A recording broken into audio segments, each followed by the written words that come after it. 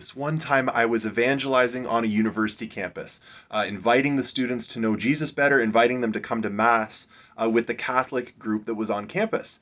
And I stopped and talked with this one guy who told me that he was Christian. In fact, he was a member of an Eastern Orthodox church.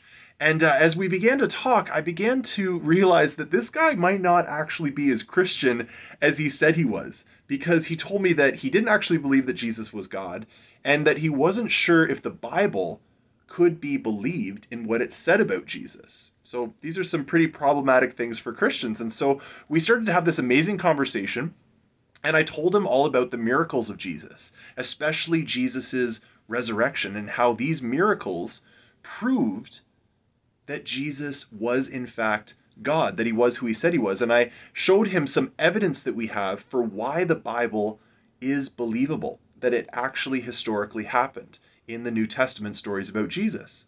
And so it was a great conversation, and near the end of it, he said that he still wasn't sure who Jesus was, but that he would take some time to think about it. But the fact was is that he was really busy with school, really busy with work and all these other things. He didn't have a whole lot of time to think about Jesus right now in his life. And at this point in the conversation, it had been really civil up to this point, and I was tempted to just leave it at that, to just walk away from the conversation there. But for some reason, I felt prompted to push him a little further. And I said, look, I know that university is busy. I know that you have a lot on the go.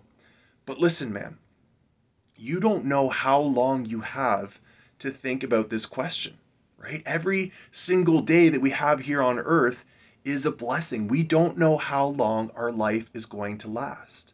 So I really encourage you, while you still have the time, make a decision to figure out who Jesus is, because it's the most important question of your life. You need to find an answer to it now.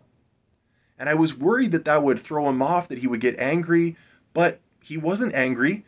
And we actually parted, and he went on his way again, a very friendly and a very open way.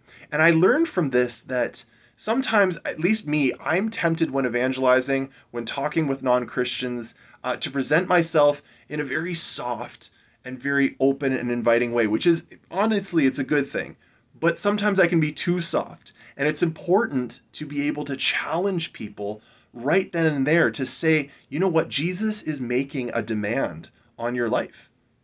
You are called to make a decision one way or the other for Jesus. And what is that decision going to be?